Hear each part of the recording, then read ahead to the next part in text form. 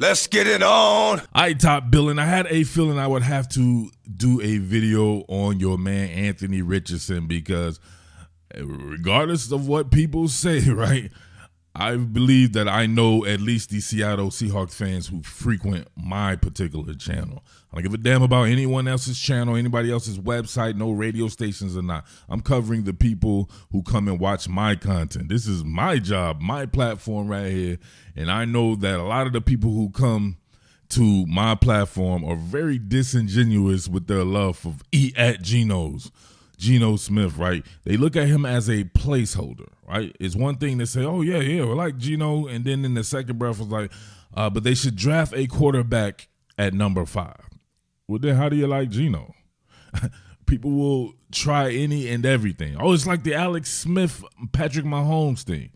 No, Patrick Mahomes was drafted 5 years into Alex Smith's tenure in Kansas City. He wasn't drafted 2 months after Alex Smith being signed. Think about that. It's way different than if you draft one right now. I'm not saying you don't draft a quarterback. Remember, I've already said it. Hendon Hooker is perfect now because he will more than likely go in the second round and he fits the scheme. He fits that system. He is pretty much a Geno clone. Anthony Richardson. This cat I've covered since before everyone. Just look at the channel, right? Covering the Florida Gators, it just was a natural cover.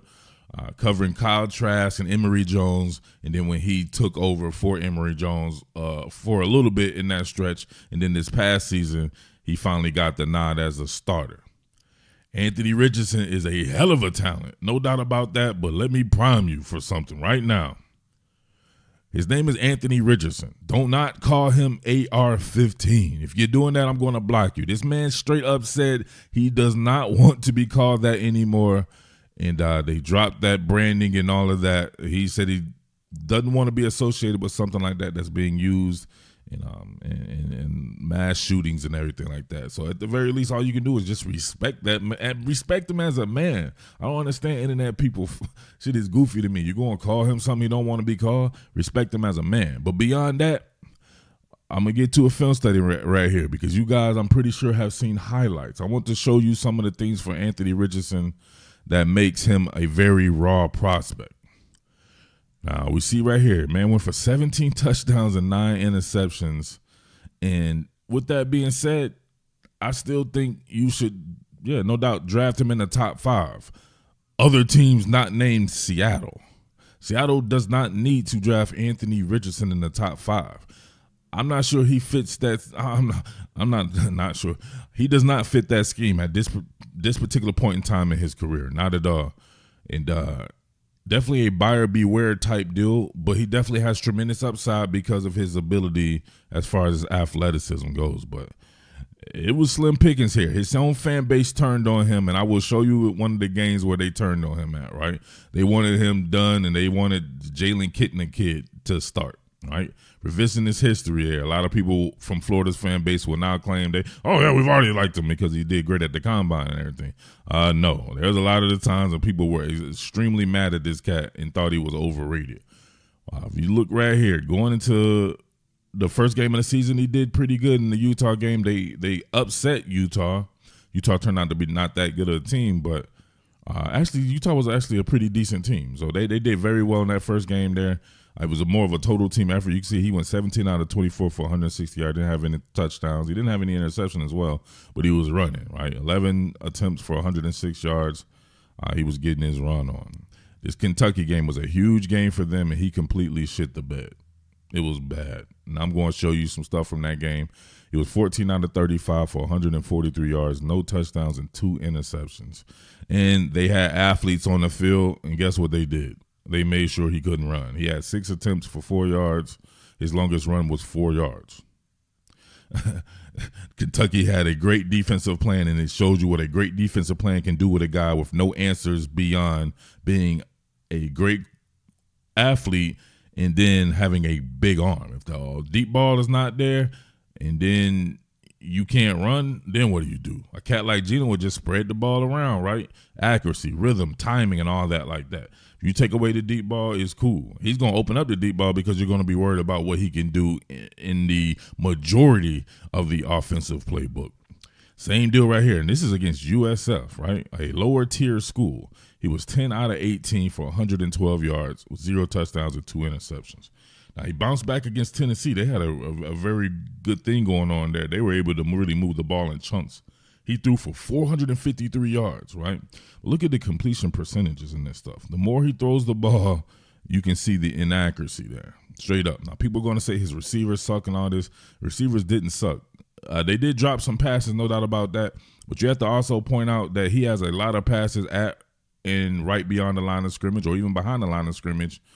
And he will sell some passes and be fairly inaccurate even when he does complete the passes as well. So we see right there, same deal right here. Just look at the completion percentage, 57, 60, 48, 60, 47, 59. Even in his last game where he had 3 touchdowns and 1 interception against a very good FSU team, he was 9 out of 27, 33% completion percentage, right? But he does get it done on the ground if you don't have a game plan or if you don't have the athletes, right? You see against the Georgia team that has the athletes, 11 attempts for 19 yards. 14 was his longest. Right? So buyer beware in that particular manner, but I'm just talking about him as a prospect. Yeah, very much in the mode of Justin Fields. That's what I compared him to, and he's even rawer than him. He reminds me of a guy you guys really wanted last year, Malik Willis. Malik Willis is a very good athlete as well. Throws a hell of a deep ball, has a big-ass arm and all that, and you see he went in the 3rd round. And when he got in the game with Tennessee, you could tell he definitely wasn't ready right there. So now, please don't take this as me picking on Anthony Richardson. It wouldn't even make sense. I'm the guy who pumped up Anthony Richardson before 95% of the people even knew who he was. This is not that. This is me telling you guys or getting you up to speed on why I actually thought Anthony Richardson should have gone back to school. He does not have the prerequisite amount of throws in college, nor does he have the type of success throwing the ball or the completion percentage. Now, people are going to point to who they point to as a comparison to make themselves feel good about drafting him because they just want that skill set, which you know what I'm saying? That's cool. I'm a pocket passing West Coast offense, rhythm and timing type guy. That's the type of quarterbacks that I like. I'm not big on athletes with big arms and shit like that. Plenty of those guys out there, you don't see a lot of them even really making much of a dent as far as being premium. So you got to make sure you always remember that. Brock Purdy was absolutely busting you guys' asses and everyone else. He was the last pick in the draft, and he is anything but an Anthony Richardson. There's more than one way to skin a cat in the NFL. Now, check this out right here. This is bad, right? In this Kentucky game right here, we'll just let it ride. On the pool, already made up his mind what he was going to do. You can see the squat, right? Cornerback right here, he has squatters rights. He did not read this. If there was a pre-snap read, he threw it right into cover 2, no matter what he was trying to do. Even if this is a miscommunication from the wide receiver, look where he threw it at, and look what he threw it into. He's looking right at the guy, right? If you have eyes on the cornerback, that, my friend, means he's in zone. If this was a pump and go or something like that, I can understand immediately trying to do something like this because you're trying to lead a man astray. But you just threw it right to a man, and yeah, you can see the results of that and why those fans were mad here. And then you got my man Anthony Richardson right here in a whoop, right. Splatter whack, fertilized, and then exotic danced. Now look at this joint right here. You're going to get pretty much what amounts to a submarine route here being ran into the flat by Keon Zipper. He just has to get this out after play action, right? After a play action rollout, get out on the edges and deliver that to him, and everything is all up and over him. No, he just throws it right to the guy. I'm not sure why you thought you were going to be able to lead a guy like that, like he doesn't have hands. Poor decision right there. And that was definitely frustrating people, as you can see from those comments. Now, those were mistakes, correctable mistakes, no doubt about that. the accuracy, decision-making, ability to read defenses. He's a lot further behind than even a Justin Fields. Now, people were mad at me when I did all this shit with Justin Fields because Justin Fields actually had the production. He had all this and that, but I can see through stuff like that and see how they were getting him that type of production and the fact that he was playing with some of the best talent you'll ever see. That was some of the best receiving core, if not the best ever he had.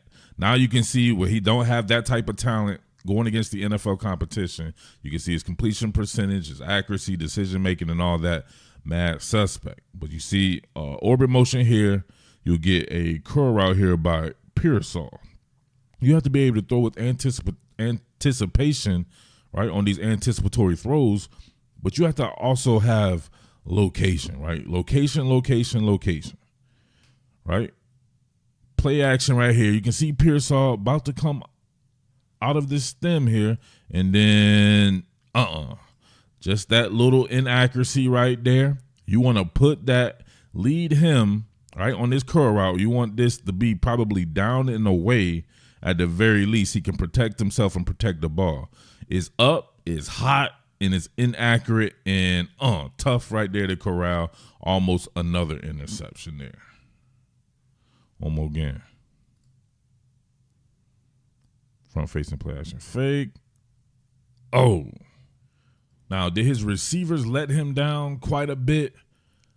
I'm not going to say quite a bit. He had some decently talented receivers, and it's the SEC East. It's not like he's going against juggernaut defenses. So commiserate to the talent going against guys like Justin Shorter, Pearsall.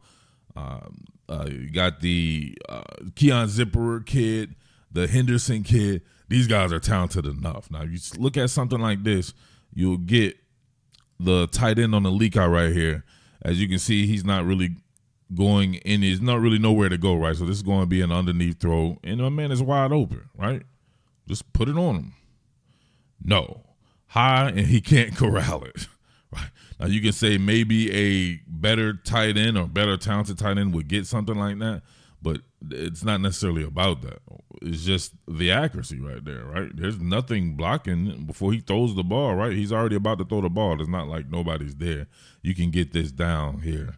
But he throws it high enough to where a 6'4" tight end or whatever my man is right there can't even get the ball, at least cleanly. Now, this was a touchdown. You get a slot fade here from Justin Shorter. Just so happened to catch the nickel back flat-footed, and the safety can't react in time to get over there to help. All he had to do was put it on him. It looked like they may have been in a cover 3. Yeah, it looks like it may have been in a cover 3. So you got your man right here defending vertically. Right here, but you get Justin Short on that slot fade. Throwing this ball around this trajectory, going this direction right here, Shorter would have ran under that bad boy and hit his head on the goalpost. But threw it high and outside, dialed it up for him and everything. He didn't have to do much. To lead him kind of across the field, he has his man out-leveraged, and this is more than likely not just a huge gainer. It could probably be a touchdown. Once again, he got what they were looking for. Look at him cross fade and upfield, who has a post route on. All he needs is to lead him this direction right here, let him run under it. It's little nuances like that, that keep people from scoring, right? Or keep the fans off your ass. Same deal right here. You get Pearsall coming on an in-breaking route. He's right in the void of the defense right here in this zone defense. All he has to do is keep the ball up, and Pearsall might score on this right here. But he almost pulls the string, and Pearsall has to dive for it. Dead on contact right there. Can't even get any yak off of it.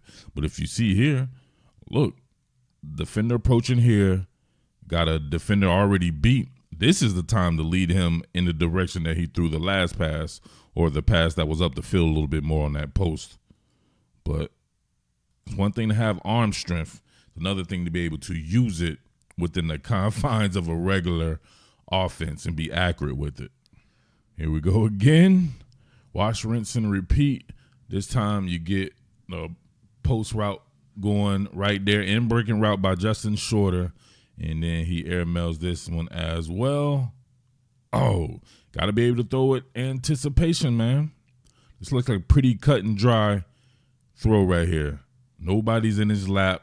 You can step into it, keep it down, not have your man have to jump 100 feet in the air and try to make a spectacular catch on this as it sails over your head.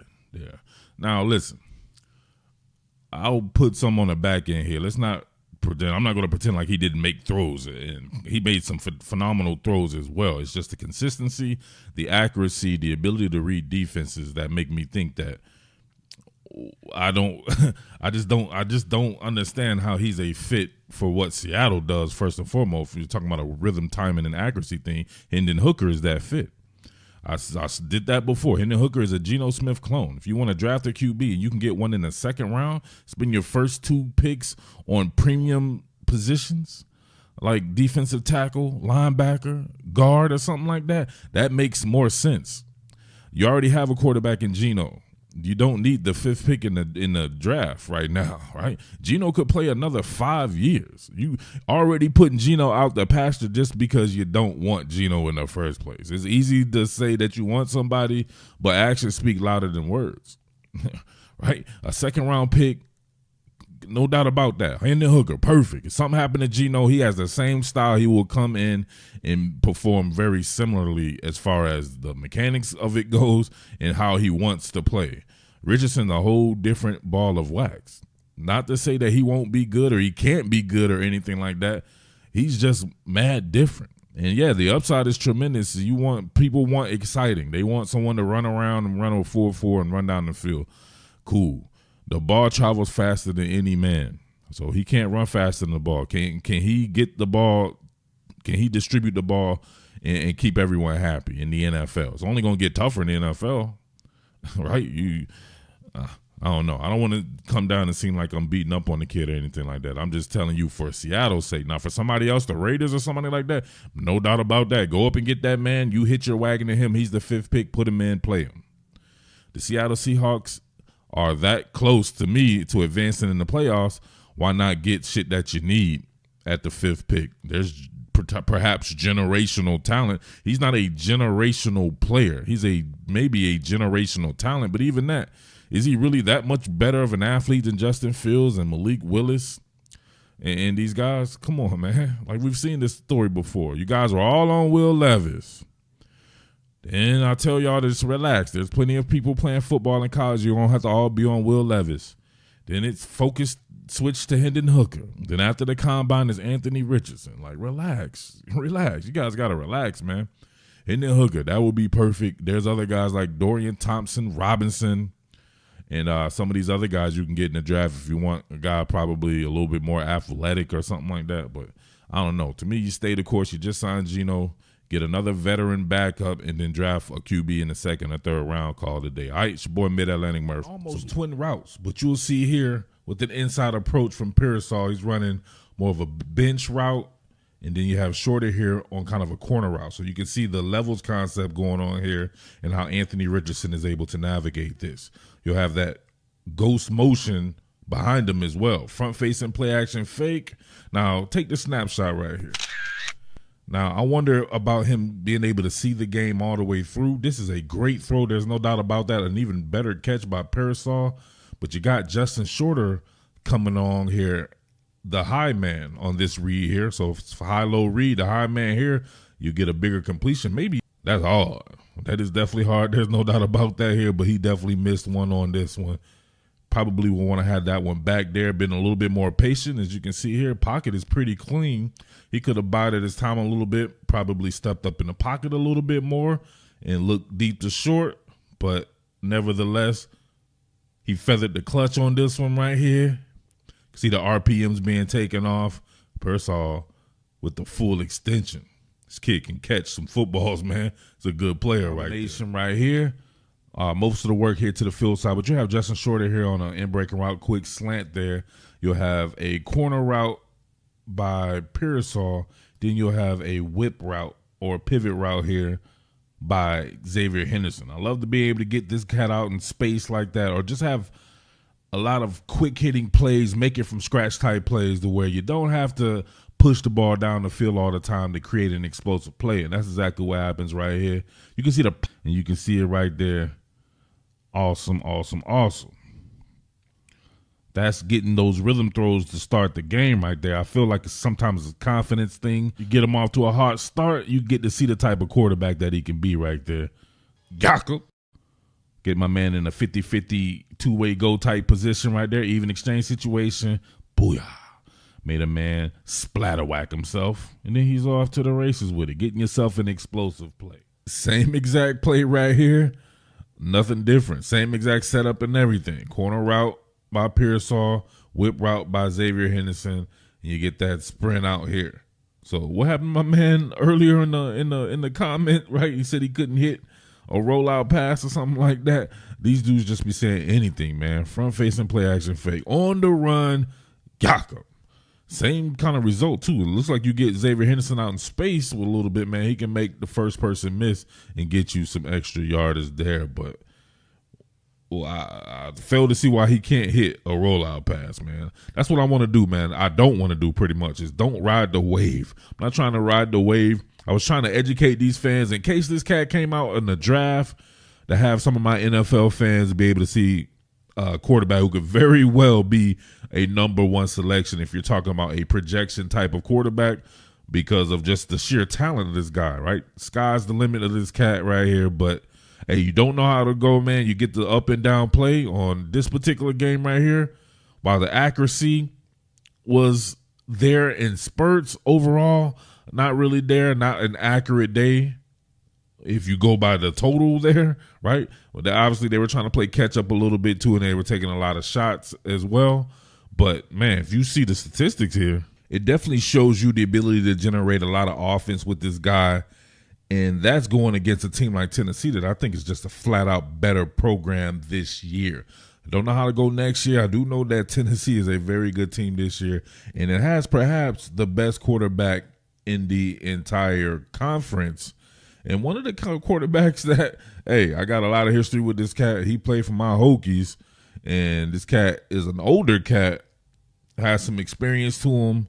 But, man, he very well could be a first-round draft pick himself and a pretty high one. Like, this is a very good quarterback there. So, being able to see those two on the field at the same time and see Anthony Richardson be able to, at the very least, could be competitive against a Tennessee Volunteers defense that I thought is actually pretty talented. All right, so I just want to know how you guys feel about Anthony Richardson moving forward. Is this a blessing in disguise type things where he gets a lot of experience this year, comes back and kills it next year? Or do you think he should just go ahead and leave for the draft if he continues to maybe have performances like he did against Tennessee? How are you guys feeling about that? I told you guys to be patient. First and foremost, new system, new regime, new implementation of concepts, and new implementation of culture as well. So there's something that you can't negate or something that you can't just gloss over there. It's a lot of different stuff happening there, a lot of changes happening there, and the shit is just not going to happen overnight. But right here, man, I like this particular play. I think it shows his pocket awareness, ability to keep his eyes up, and you'll have just a couple of vertical routes here. I'm not even sure what this play was supposed to do originally there, but you'll get Keon Zipperer here clearing in the zone, and he's able to keep his eyes up. Front facing play action fake, take that snapshot. The rush is getting upfield really quick, but you can see him keep his eyes upfield. That is a good thing. Not looking to run necessarily. You can see him thinking this out right here. Definitely don't want to come right here with shorter, with somebody bearing down on him here. It's pretty much nothing going on. So keep your eyes upfield, and then you can see right here the defense kind of lagging. Find a soft spot in that zone, deliver. Then the rest they say is history. This was hard. Spataya, splatter whack one dude. Boom, look at that. Hit that man all up in his sternum. He got a sternum buster going. Look at that. Oh man, what the hell happened to his leg?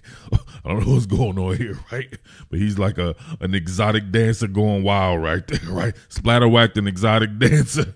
He's all angry and then rumbling, bumbling, stumbling all the way into the end zone. All right, so just let me know how you guys feeling out there, man. I actually want to come back For people out there, for my draft people, I think it's about time to get up on some Hendon Hooker here. But he has a nice little stretch that we can really break him down to where he's going to be playing some really good competition beyond the Gators as well there. So let me know what's going on, man. I may come back and do the full breakdown. I don't know, but we shall see. All right, it's your boy Mid-Atlantic Murf, a.k.a. the Underground King.